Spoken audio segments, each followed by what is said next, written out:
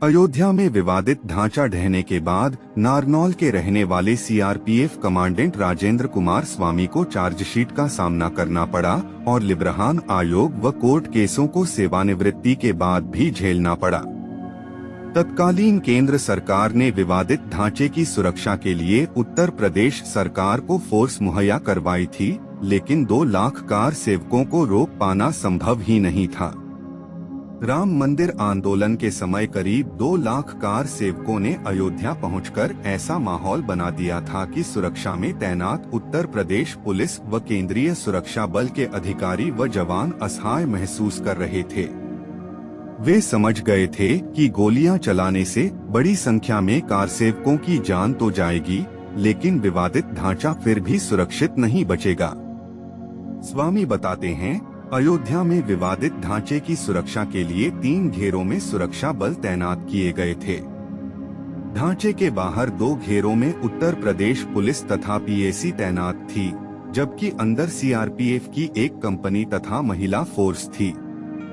हमारी ड्यूटी अंदर रहकर ढांचे की सुरक्षा करने की थी।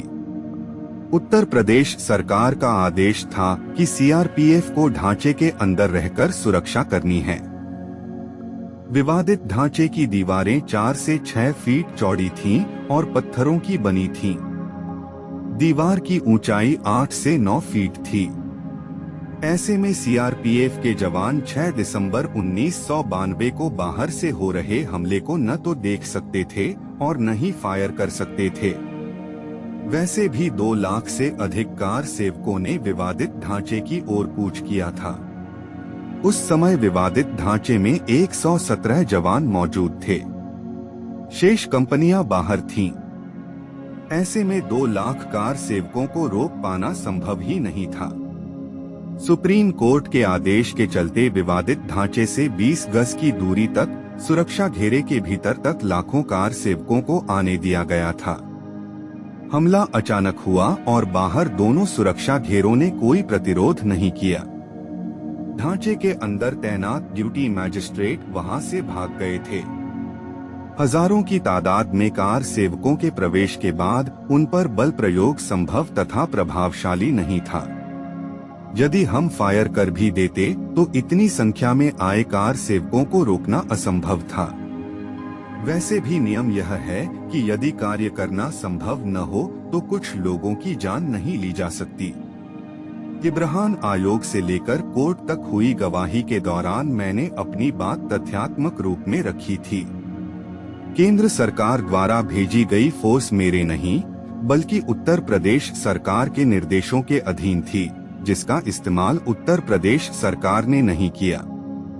आयोग से कोर्ट तक की लंबी कानूनी कार्यवाही के दौरान कई बार मैं हतोत्साहित हुआ, लेकिन सुप्रीम कोर्ट के निर्णय के बाद मेरा आत्मविश्वास अधिक दृढ़ हुआ, क्योंकि मैंने बस सही का साथ दिया। अब जब 22 जनवरी को अयोध्या में श्री राम जन्मभूमि पर भगवान राम के भव्य मंदिर में रामलला के नूतन विग्रह की प्राण प्रतिष्ठा होने जा रही है, तो मुझे अत्यधिक खुशी का अनुभव हो रहा है। विश्वास के साथ लगता है कि मुझे तब भगवान राम ने ही वहां सुरक्षा की जिम्मेदारी सौंपी थी। ढांचा ढहने के बाद तत्कालीन केंद्र सरकार ने विवादित ढांचा ध्वंस की जांच के लिए आंध्र प्रदेश हाई कोर्ट के पूर्व चीफ जस्टिस मनमोहन सिंह लिब्रहान की अध्यक्षता में आयोग का गठन किया। 16 दिसंबर 1992 को गठित इस आयोग ने 17 साल तक जांच का कार्य किया। आयोग को 3 माह में रिपोर्ट पेश करनी थी, लेकिन इस आयोग का 48 बार कार्यकाल बढ़ाया गया। आखिरकार 30 जून 2009 को इस आयोग ने तत्कालीन प्रधानमंत्री मनमोहन सिंह को रिपोर्ट सौंपी। स्वामी ने बताया, असल में विवादित ढांचे के अंदरूनी हिस्से की सुरक्षा की जिम्मेदारी मेरी थी। इससे मुझे चार्जशीट दी गई और लिब्रहान आयोग में जवाब देना पड़ा। रायबरेली और लखनऊ स्पेशल कोर्ट में भी क्रिमिनल केस चले, जिनमें मैं अभियोजन पक्ष के गवाह के तौर पर सेवानिवृत्ति के बाद भी पेश होता रहा, लेकिन अंत में सभी ने मेरी बात सही मानी।